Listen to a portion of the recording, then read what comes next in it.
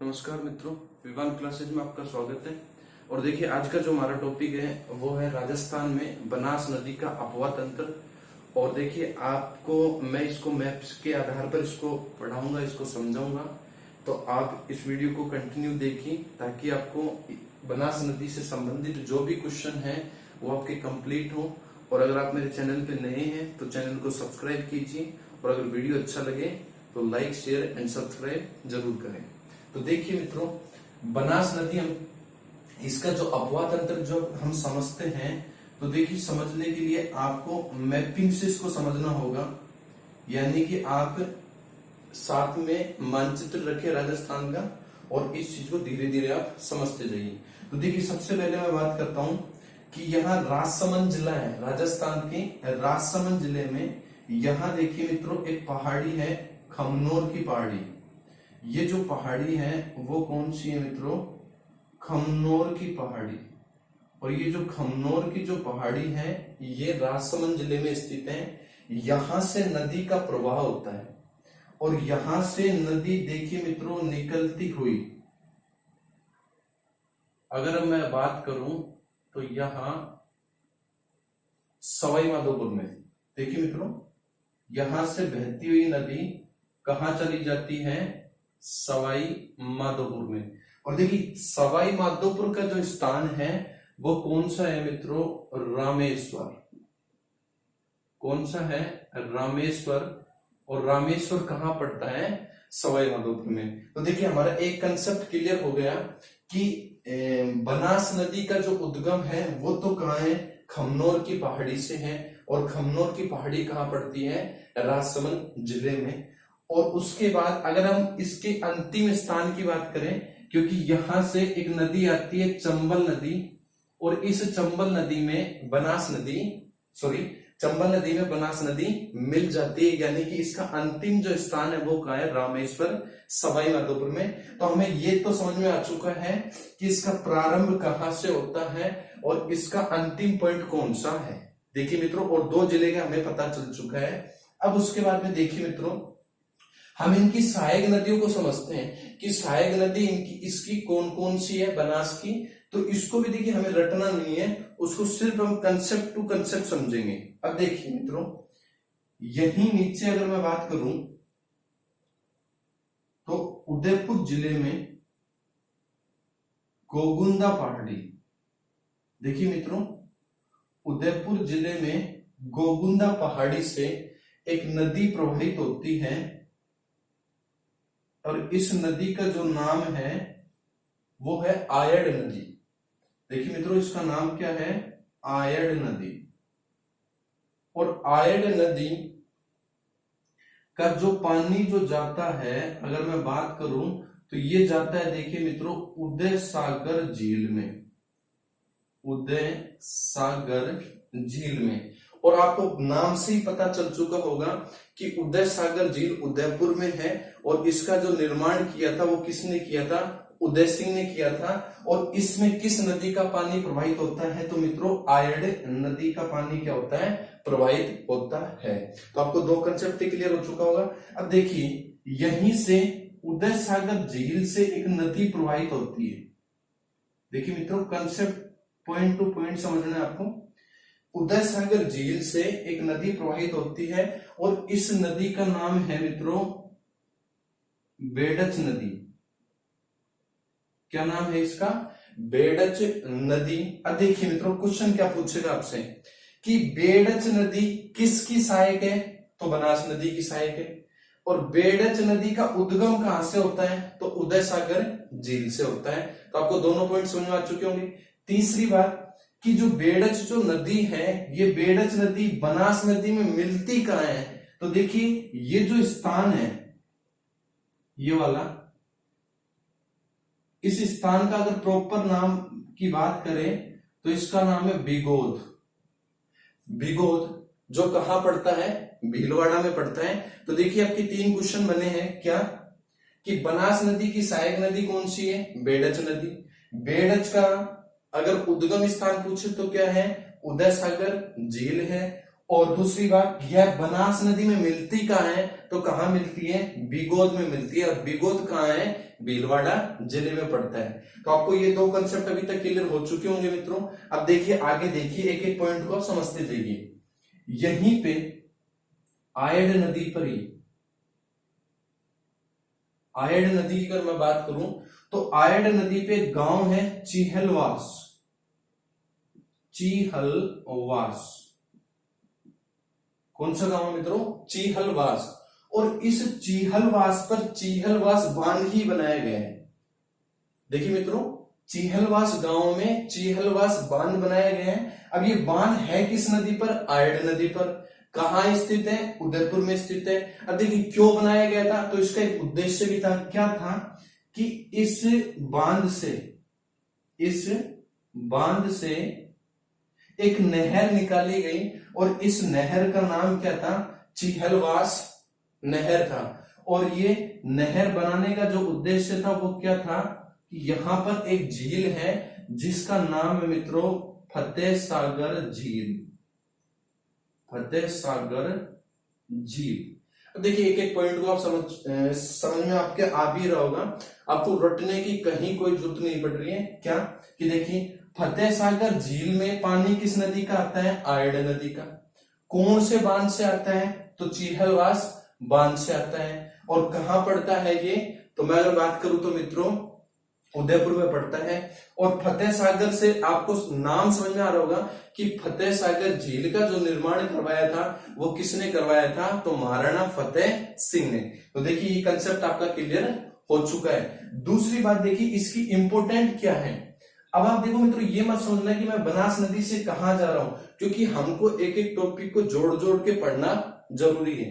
तो जो फतेह सागर झील है ये किसके लिए प्रसिद्ध है, देखिए आप नोट डाल के इसको लिख सकते हैं कि भारत की जो सौर वेधशाला है, सौर वेधशाला, वेधशाला, भारत की एकमात्र जो सौर वेधशाला है ये कहां पर स्थित है, तो फतेह सागर झील में स्थित है। देश की एकमात्र यही है। अब देखिए मित्रों यही एक एक पॉइंट आप समझते जाना है बस। यहां पे उदयपुर में ही एक झील है जन्ना सागर झील। कौन सी झील है मित्रों, जन्ना सागर झील। और इस जन्ना सागर झील से इस फतेह सागर में ही पानी जाता है और इस नदी का नाम है मोरवनी नदी, मोरवनी नदी। तो देखिए मित्रों आपको क्या समझ में आया कि फतेह सागर झील में दो नदियों का पानी आता है। कौन कौन सी का आता है, आयड नदी का आता है और किसका आता है, मोरवनी नदी का। आपसे पूछा जाए मोरवनी नदी का उद्गम क्षेत्र कहां से, उद्गम स्थान कहां से है, तो अन्ना सागर झील से, सॉरी जन्ना सागर झील से। अब देखिए मित्रों आगे पॉइंट टू पॉइंट आप चलते जाइए। ये आपको दोनों पॉइंट समझ में आ चुके होंगे नीचे वाले। आगे देखिए यहां एक पहाड़ी है दिवेर, और दिवेर मित्रों पड़ता है राजसमंद में। देखिए यहां एक पहाड़ी कौन सी है, दिवेर की पहाड़ी है। और इस पहाड़ी से एक नदी निकलती है और इस नदी का जो नाम है मित्रों वो है कोठ्यारी नदी, कोठ्यारी नदी। अब देखिए मित्रों आपसे क्वेश्चन क्या पूछेगा कि बनास की जो सहायक नदी है एक और मैंने आपको समझाई, वो कौन सी है, कोठ्यारी नदी है। और कोठ्यारी नदी कहां से निकलती है, तो दिवेर तो पहाड़ी है और जिला कौन सा है, राजसमंद है। और किस नदी में मिल जाती है मित्रों, क्योंकि मैंने आपको बताया था ये जो पूरी नदी है ये कौन सी है, बनास नदी है। कौन सी है मित्रों, बनास नदी है। और बनास नदी में यह कहां जाकर मिलती है, तो मैं आपको बात करें अपन तो भीलवाड़ा में। कहां जाकर मिलती है मित्रों, ये भीलवाड़ा में। तो हमको दो इसकी सहायक नदियां समझ में आ चुकी होगी और यहां तक बेडच भी आपको समझ में आ चुका होगा। देखिए अब आगे समझिए मित्रों। देखिए मित्रों यहीं अगर हम बात करें तो जो ये बेडच नदी है तो एमपी से एक नदी निकलती है, एमपी से एक नदी निकलती है और ये नदी बेडच नदी में आके मिलती है। और जहां पर ये नदी मिलती है दोनों, देखिए मित्रों कौन कौन सी नदी, बेडच और ये नदी कौन सी है, गंभीरी नदी, गंभीरी नदी। तो ये बेडच और जो गंभीरी नदी जहां पर मिलती है तो इनके दोनों के संगम पर जो किला है वो कौन सा है मित्रों, चित्तौड़गढ़ किला। और चित्तौड़गढ़ जो दुर्ग है, ये दुर्ग कहां स्थित है, चित्तौड़गढ़ जिले में। तो देखिए मित्रों आपका एक कंसेप्ट और क्लियर हो चुका होगा, क्या कि बनास नदी की एक सहायक नदी और है, कौन सी है, गंभीरी नदी है। गंभीरी नदी कहां से निकलती है, एमपी से निकलती है। और एमपी से निकलने के बाद में ये कहां जाके मिलती है, तो बेडच नदी से मिलती है। और इस नदी, दोनों नदियों के संगम पर कौन सा दुर्ग है, चित्तौड़गढ़ दुर्ग है। तो देखिए मित्रों इनको, ये जो चित्तौड़गढ़ है ये आपको पता होगा 3 शाखे के लिए भी प्रसिद्ध है, जो 1303 में, 1534 में, और अगर मैं बात करूं 1568 में इन्हीं अकबर के कारण हुआ भी था। तो देखिए आपको ये समझ में आ चुका होगा अभी तक का मैटर जो मैंने अभी आपको समझाया। आगे समझिए मित्रों, और इस कोठारी नदी पर ही एक बांध बना हुआ है जो प्रसिद्ध है, पेपर में क्वेश्चन भी आता है, मेजा बांध। कौन सा बांध है मित्रों, मेजा बांध। तो आपसे पूछा जाए मेजा बांध किस नदी पर है, तो किस नदी पर है मित्रों, कोठारी नदी पर है। और किस जिले में है, तो अगर बात करेंगे तो जिला अगर आपसे पूछा जाए तो कौन सा है, भीलवाड़ा। अब देखिए यहीं भीलवाड़ा से एक नदी निकलती है और इस नदी का नाम है मेनाल नदी, मेनाल नदी। और मेनाल नदी कहां मिलती है, तो मैंने आपको बताया था बिगोद में। तो देखिए यहां 3 नदियां मिलती हैं आकर, एक तो कौन सी मिलती मित्रों, बेडच नदी, एक कौन सी मिल रही है, मेनाल नदी, और एक कौन सी मिल रही है, चंबल नदी, बनास नदी। तो इन तीनों नदियों के, जब ये तीनों नदियां मिलती है उस क्षेत्र का नाम तो क्या है, बिगोद है। तो पेपर में आपसे क्वेश्चन पूछा जाता है कि त्रिवेणी संगम बिगोद किन 3 नदियों पर है, यानी कि 3 नदियां कौन कौन सी है, तो बनास, बेडच और मेनाल नदी। और कहां स्थित है, तो ये मंडलगढ़ भीलवाड़ा में स्थित है।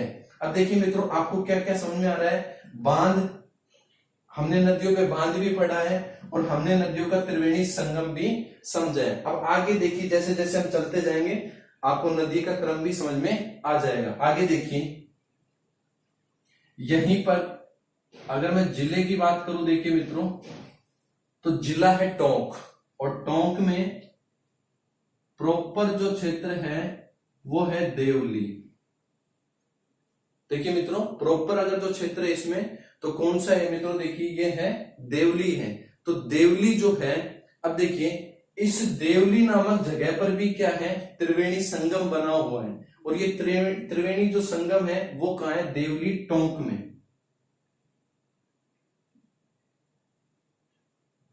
कहां स्थित है मित्रों, देखिए ये टोंक में स्थित है।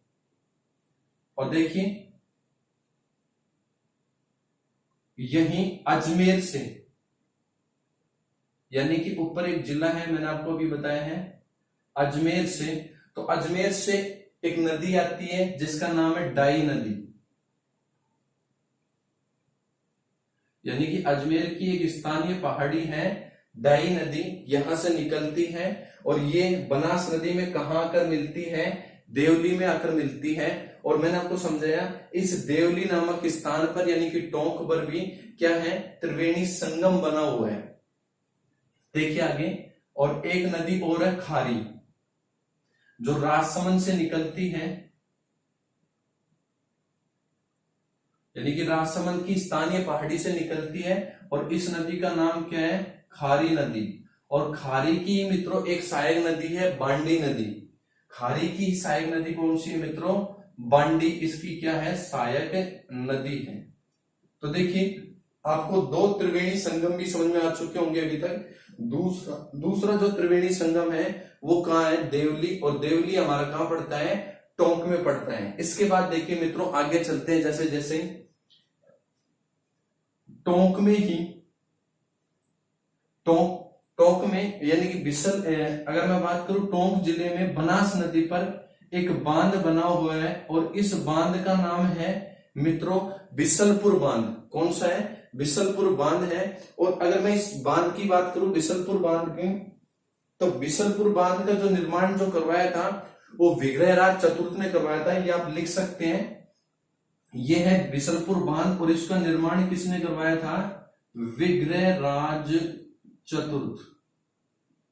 ये आपसे कई बार क्वेश्चन आया हुआ है कि बिसलपुर बांध का निर्माण किसने करवाया था? विग्रहराज चतुर्थ ने, और इसको बिसल देव भी बोला जाता है। अब देखिए मित्रों, ये आपको मैंने एक एक पॉइंट समझाया है कि कहां कौन सा बांध है और कौन से त्रिवेणी संगम है। और आगे देखिए, अगर मैं बात करूं, एक इसकी सहायक जयपुर से एक नदी आती है। अगर आपको पता हो तो हम जयपुर को बोलते हैं ढूंढाड़ क्षेत्र, और ढूंढाड़ से एक नदी निकलती है जिसका नाम है ढूंढ नदी।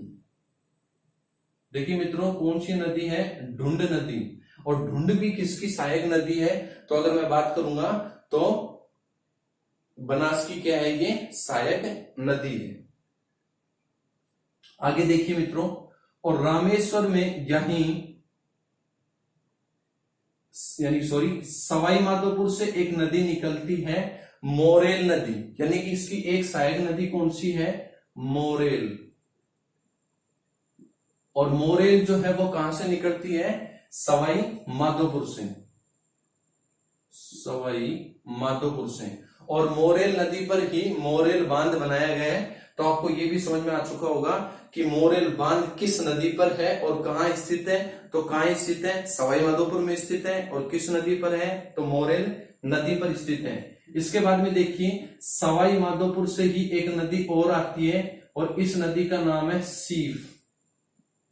देखिए मित्रों को क्या नाम है इसका? सीफ। तो देखिए तीसरा त्रिवेणी संगम हो गया ये। एक तो कौन सा हो गया? बनास का। दूसरा कौन सा हो गया? चंबल का, क्योंकि ये नदी कौन सी है? चंबल नदी है। तो इन तीनों का जो त्रिवेणी जो संगम है वो कहां स्थित है मित्रों?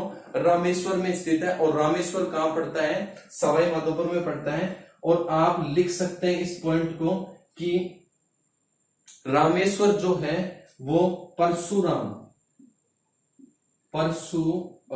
की तपोस्थली भी है।